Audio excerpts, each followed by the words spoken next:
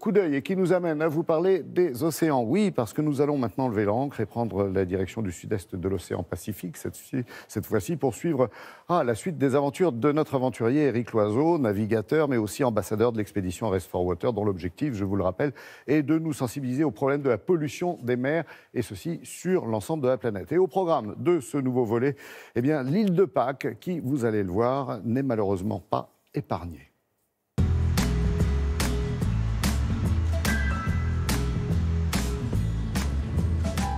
Bonjour, ici Éric Loiseau, envoyé spécial pour Télématin sur le catamaran solaire Race4Water.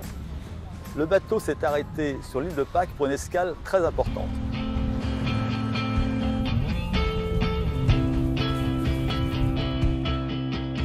Cette île emblématique, appartenant au patrimoine de l'humanité, est impactée par 50 tonnes de déchets plastiques arrivant chaque année de l'océan. Les premiers touchés étant les habitants par la contamination de la chaîne alimentaire et plus particulièrement des poissons et crustacés.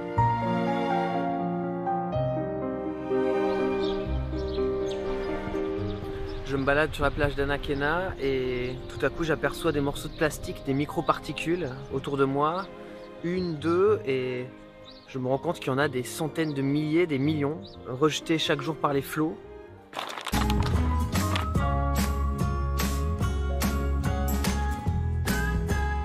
Donc on se retrouve à plus de 3000 km des côtes du continent Amérique latine par exemple. Et voilà ce qui voyage et finit par s'échouer ici. L'équipage de Race4Water a participé avec les Rapa Nui à un nettoyage de plage qui a permis de collecter pratiquement 530 kg de déchets plastiques en moins d'une heure. Avec les microplastiques récoltés dans cette opération, une équipe d'artisans locaux a fabriqué un moai qui est actuellement sur le bateau et censé nous protéger dans nos expéditions.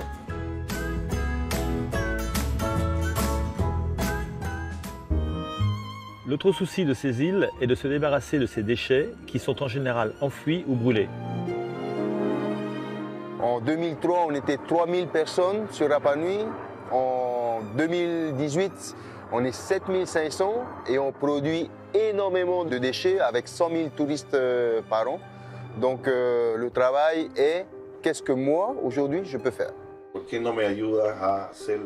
Les propositions de la Fondation Race4Water permettent d'apporter une solution concrète à ces problématiques en transformant les déchets plastiques en énergie au travers d'une pyrolyse à haute température. La vraie réussite de notre passage sur l'île de Pâques a été de réunir tous les acteurs locaux et les convaincre de signer un accord pour la mise en place de la technologie proposée par la Fondation.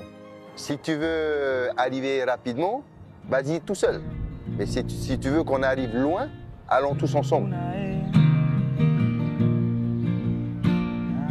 Pour notre prochain rendez-vous, nous irons sur l'île de Moorea, visiter une clinique pour les tortues marines impactées par la pollution et en particulier par le plastique.